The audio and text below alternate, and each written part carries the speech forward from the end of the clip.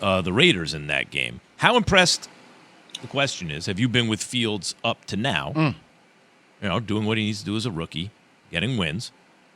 How much does, and here's the question that I have for you, Key. When you've already made the point that a rookie quarterback needs a team to put their arms around him, make it simple, it's not that complicated, put him in a position to succeed, all those kind of things.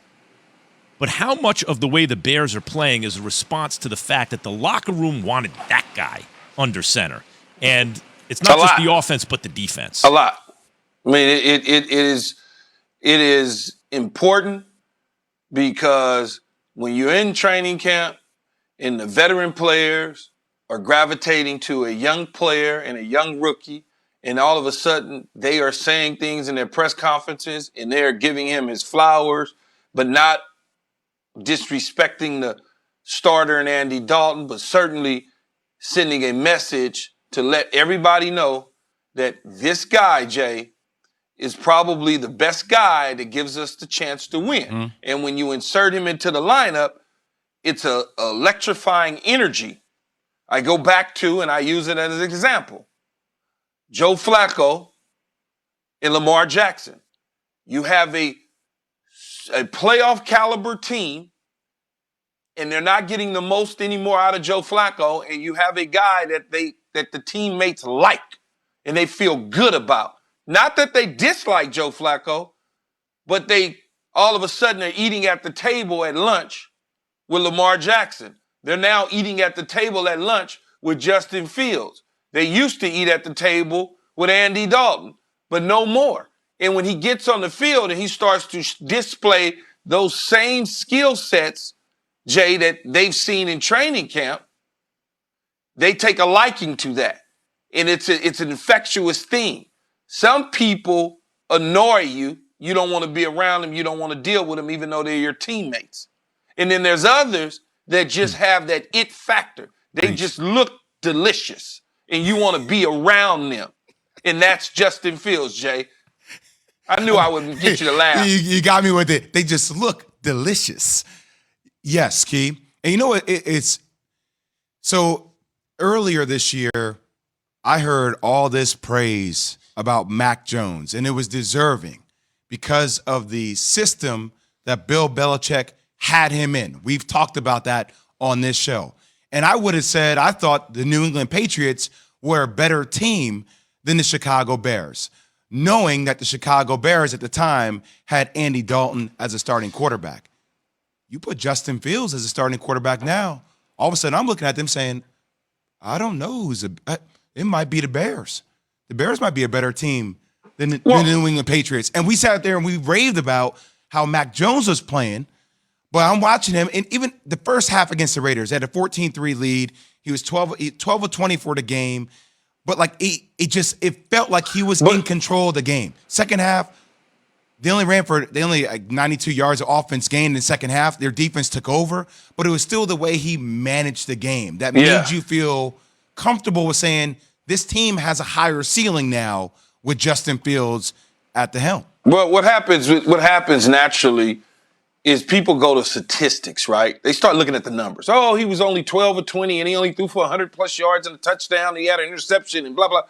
But that doesn't tell the story. You got to look at everything. And I could go back to Sean King. Sean King took over for Trent Dilfer for the Tampa Bay Buccaneers in 1999. And they went to the NFC Championship game. And the defense was one of the top defenses in the National Football League, if not number one. But it wasn't that. It was the magic that Sean King brought to that team when he became a starter. Mm-hmm. It wasn't about his statistics. And this is the same thing with Lamar Jackson. This is the same thing with Justin Fields.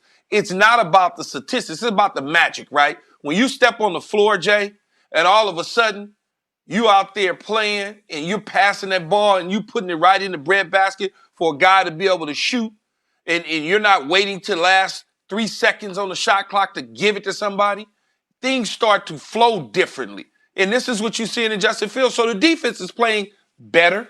They're more energized because not only do they want to win for themselves, they also want to win for a guy who gives them that energy in Justin Fields. If you drop Justin Fields right now into New England, I can almost promise you that team will probably look a little bit different because it's about the energy that you bring. And that's just the way it is. There's no question about it. Right. That's the question. The question was, forget about everything on the field for a second that the player brings individually. How does he juice the team? And you can see Justin Fields juicing. That's a real thing. The Bears. He also, by the way, is an athletic guy with real arm talent. You know, Key, you were mentioning earlier in the season, it takes him a little while to get rid of the ball, but when he gets rid of it, he throws a pretty spiral. You know, like he can throw that thing. The reason he holds on to it longer than what he probably should is because in college he could do that. You could hold on to it longer in college because ball travels faster than men.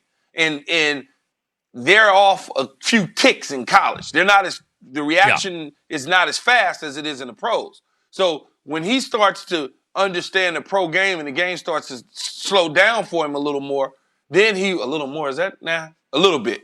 If the game starts to slow a little more. Is that right? Has it already slowed down for him a little? Then it slows down a little more. Yeah.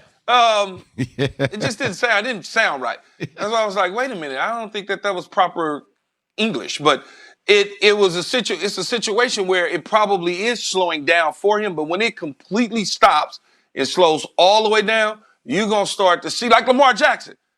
He's too in the fast Matrix. He's too fast for the damn game.